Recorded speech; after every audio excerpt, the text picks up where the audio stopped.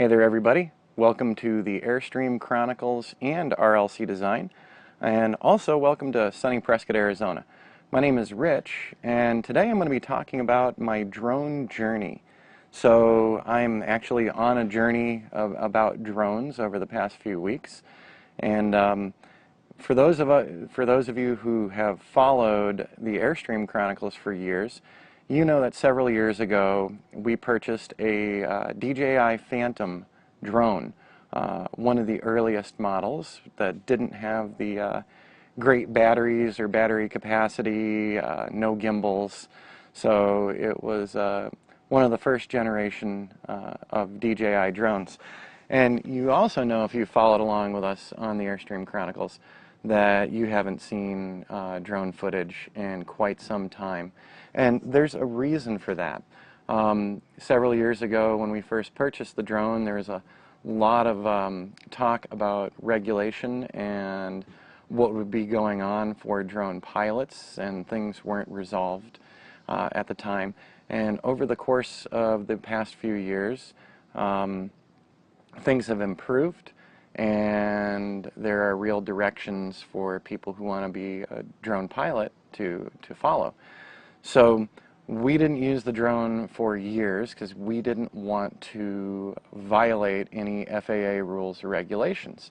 We don't need to be fined or anything, so I just packed the drone away and really didn't use it.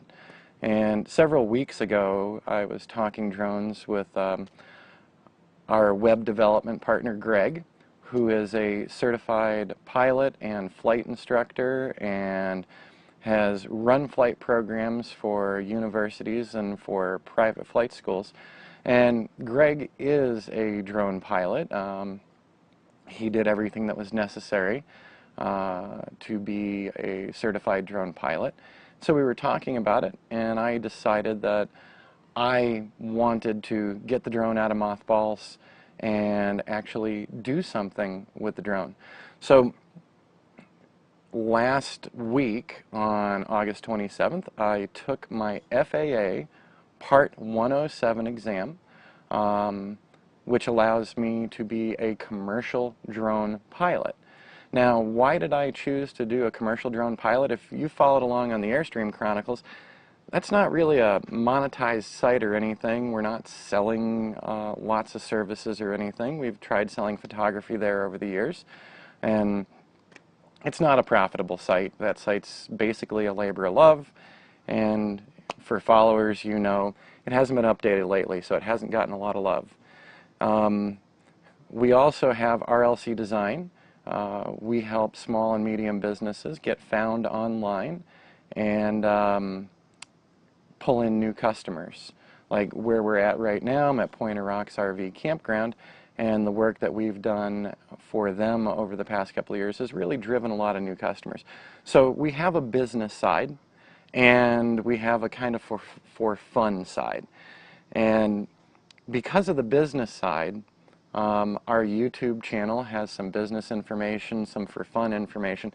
Bottom line, since our videos on our YouTube channel are associated both with the Airstream Chronicles and RLC Design, if we were to post drone videos, you might say to yourself, well, that's for the furtherance of a business. So even if I'm not making money off the videos, they're promoting my business, and therefore it's commercial. So that's why I had packed the drone away in mothballs for a long time. I didn't want to do anything wrong. And after talking with Greg, I decided, you know, I'm going to take the time, go through the process, and get my Part 107 exam done. And now I've done that, and I'm waiting to get my handy-dandy certified drone pilot card from the FAA, and I'll probably see that this week. It is Labor Day weekend, so it might be delayed a little bit. And so you're not seeing any flight video here right now because I'm still trying to make sure that we're working within the rules. But soon, on RLC Design and on the Airstream Chronicles, you should start seeing some drone footage along with the tutorials we do or the just for fun videos we do. So I've started down the path.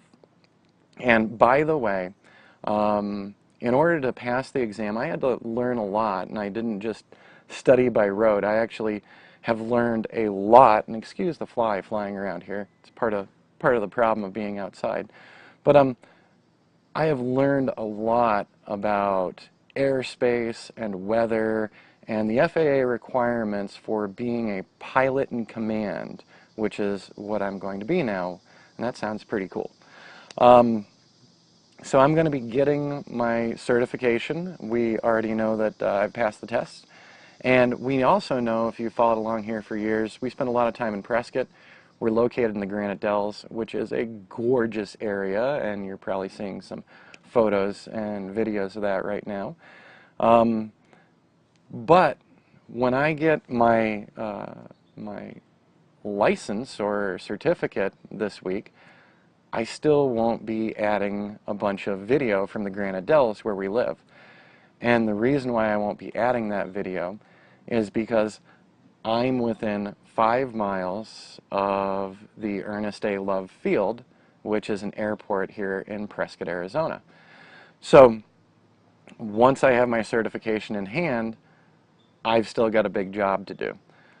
Since I'm within 5 miles of the airfield, there are rules and regulations that I'm going to need to conform with in order to start presenting these videos on my commercial channel or on my business website.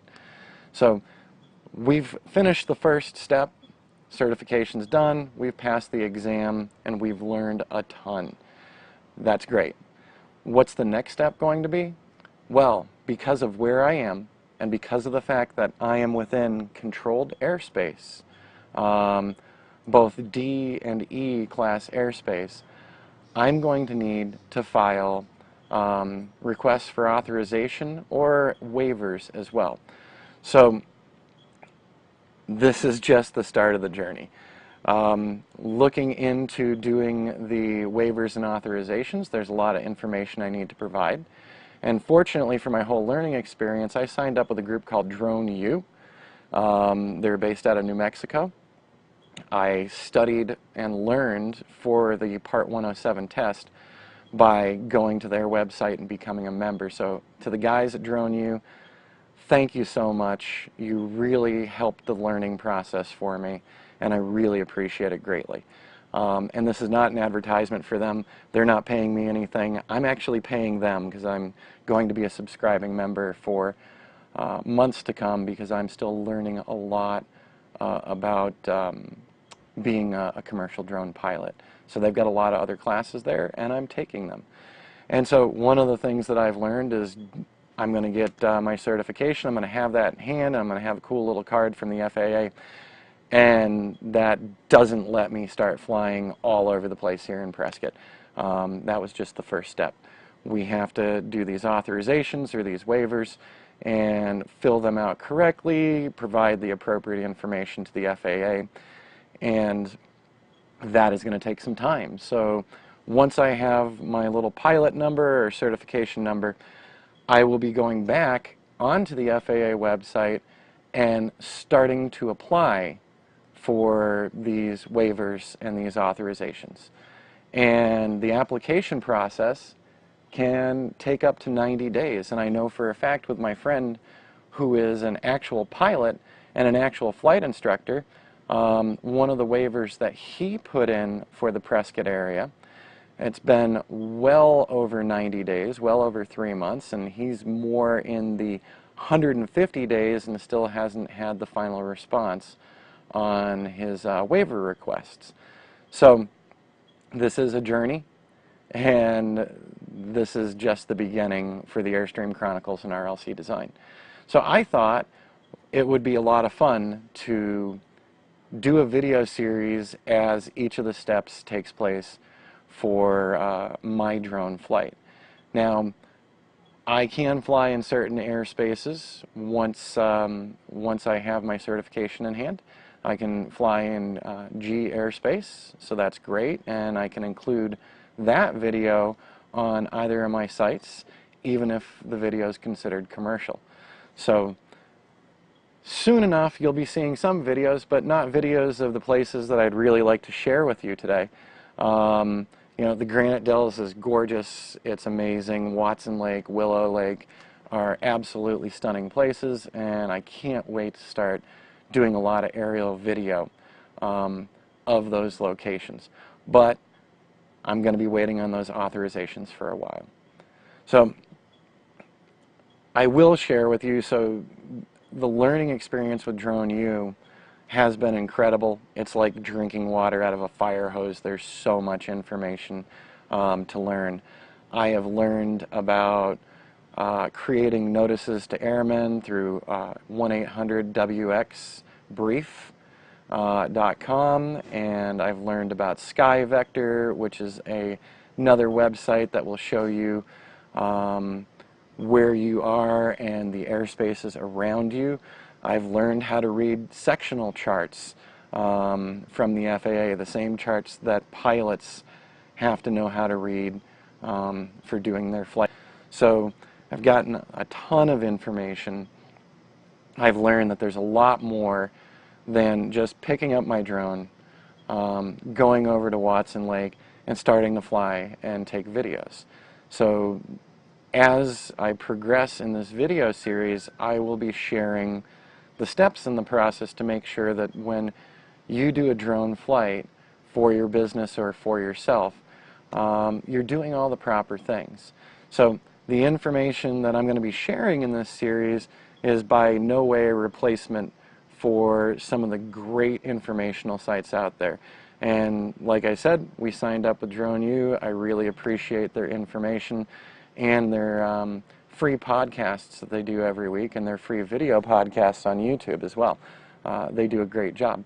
So if you're looking to pass your 107 exam, I can't recommend Drone U enough. They did a fantastic job. I'm thrilled with them, and I'm going to be a member of their community for a while.